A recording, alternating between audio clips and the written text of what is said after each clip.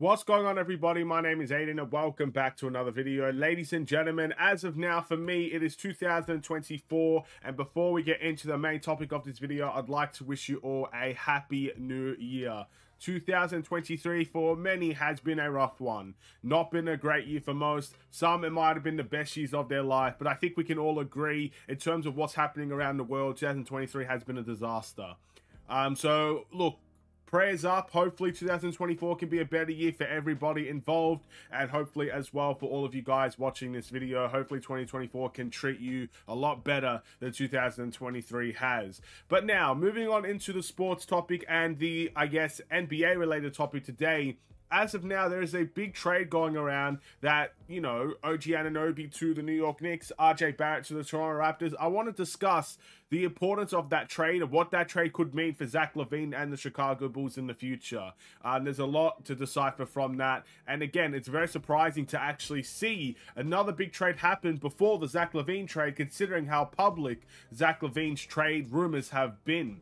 But before we get any further, if you like the video and you want to see more from me, drop a like, drop a follow, and or subscribe if you are new. And let me know in the comments below your thoughts about the Chicago Bulls, the Zach LaVine trade that could be coming soon, maybe not so soon, who really knows. Also, just everything in between in relation to what's happening around the NBA these days. But we got to talk about this trade with the Knicks and the Raptors, discuss who won the trade, and then we'll talk about what it means for the Bulls. So, the Knicks ended up receiving they got rid of RJ Barrett. They got rid of Emmanuel quickly. They got rid of the 2024 second round pick, I believe, to the Toronto Raptors. The Raptors ended up giving up OG Anunoby, Malachi Flynn, and Precious Achiuwa to the New York Knicks. So it looks like New York's going for a little bit of a switch up in terms of how to approach their NBA season. They were doing well beforehand, to be honest, so this is a bit suspicious for them.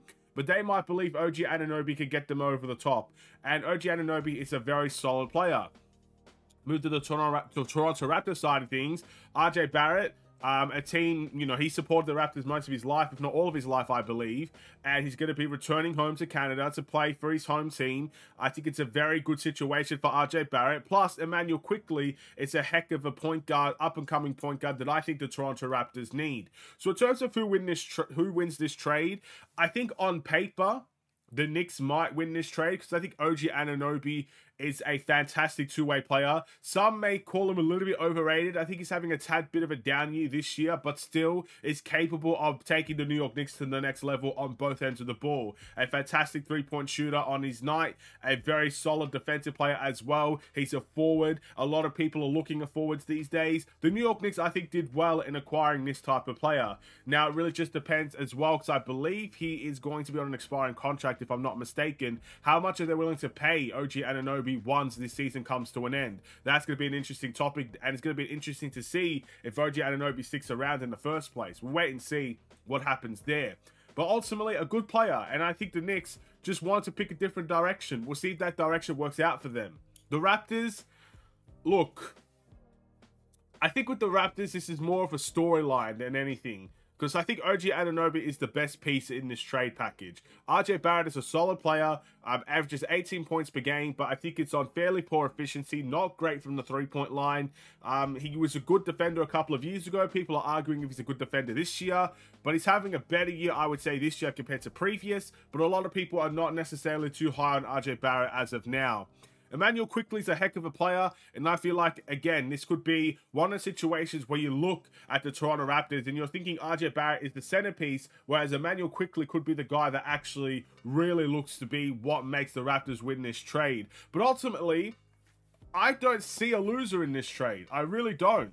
Again, the storyline makes sense for the Raptors if you're talking about a story, RJ Barrett returning home and stuff like that. But they also got two very talented players, and the Knicks went in a different direction and got themselves a very talented player.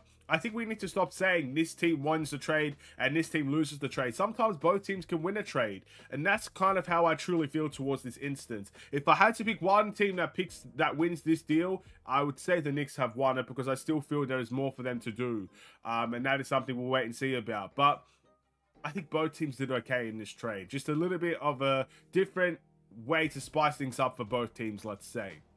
But now we turn into what could this mean for the Chicago Bulls? What does this mean for Zach LaVine? What does it mean for the Chicago Bulls? Well, first and foremost, it sets the market for Zach LaVine. Again, you saw OG Anunoby, a fantastic player, RJ Barrett, a fantastic player. You see the level in which those trades have to happen. So that sets a market for Zach LaVine. The difference between Zach LaVine and most of these other guys is that most of these other guys are on expiring contracts or are restricted free agents.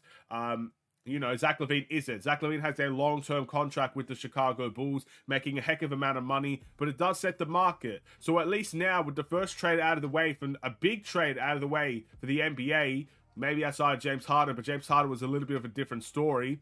You get to see what the kind of situations you're looking for, what type of trade packages you can make now compared to how other teams are handling their business. I think that's a good thing for the Bulls that something like this happened first before Zach LaVine set the tempo, because if we received a bad trade for Zach LaVine, that will make other teams offer low blows to different teams as well. So knowing that this trade went by, you could see maybe a better trade for Zach LaVine considering what went for what, if you know what I mean. Hopefully that makes sense. But two, I don't think the New York Knicks are done with their trade situation. I feel like a lot of people are saying, okay, well, there goes Zach LaVine to the Knicks. There goes Zach LaVine to the Raptors. Look, I think Zach LaVine to the Raptors is dead and buried at this point. If you're going with RJ Barrett, you basically have already made your decision of what shooting guard you want. And RJ Barrett is, I wouldn't say better than LaVine, but he's cheaper than LaVine, and maybe that's the route that they wanted to go down. I don't know. But I can't see a world where Zach LaVine and RJ Barrett play on the same team. But the Knicks still have assets. They do. They've got bunches of picks. They've got Evan Fournier that they could get rid of in terms of a contract value. I would still like Grimes from the New York Knicks. I don't believe Zach LaVine to the Knicks could be dead and buried. Maybe they could try to replace one shooting guard for another while adding on top of that an OG Anunoby. That seems like a fantastic deal to me if I was a New York Knicks fan. But of course, I'm not a New York Knicks fan. I don't know how New York Knicks fans will feel about Zach LaVine to the Knicks. I think some people will be on board. I think most people will be against it because of the contract. I don't know how the financial situation works with this deal, but that could be something very interesting for the Knicks to pursue. I don't think Zach LaVine is dead and buried to the New York Knicks. I really, really don't. So that's what it means for Zach LaVine and the Chicago Bulls. I still believe that the Knicks could be interested in a Zach LaVine deal. But outside of that, it doesn't necessarily mean too much. I think it just means that I doubt Zach LaVine is going to go to the Raptors now, considering they traded for a shooting guard. And I don't think, you know, we're going to get a guy like Pascal Siakam, for instance, if you know what I mean. Because it looks like they're going to trade Pascal. I don't think the Bulls are going to be the team that gets him. But for the Knicks, I still think the door's wide open. And if it's not those two teams, the Lakers are still an option for Zach LaVine as well. So we'll have to wait and see. But we also need to heavily consider the idea that Zach LaVine may be able to stay in Chicago this season. Now, I know it's not a popular thing. It's not the thing I want to see happen. At the end of the day, I've said very publicly, if Zach LaVine doesn't want to be here, then I don't want him here. I'm fine with him playing until he gets that trade that he wants, and I hope he can adapt to this team until he gets the trade that he wants. But if he doesn't want to be in Chicago, I'm not going to be the guy that says I want to keep a player that doesn't want to be here. I still think it can work while he's here, but once he gets that trade and we get assets in return, we both need to move on from each other. Zach LaVine needs to move on from the Bulls, and the Bulls need to move on from Zach LaVine.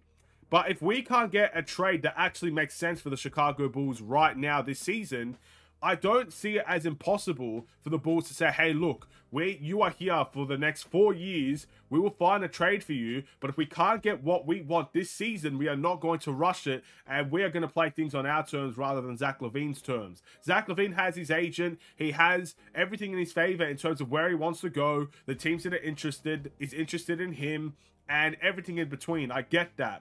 But the Bulls might want to play hardball in this instance. We shouldn't accept a low blow offer for Zach LaVine just because he wants out. Sometimes hardball has to be played. Maybe we sacrifice Zach LaVine this season, sit him with the Chicago Bulls. He can choose if he wants to play or not. That's on him.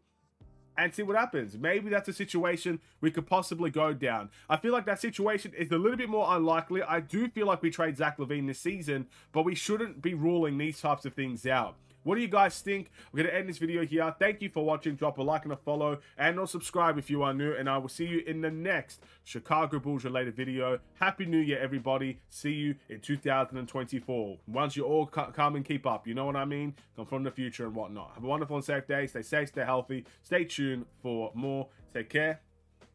And peace.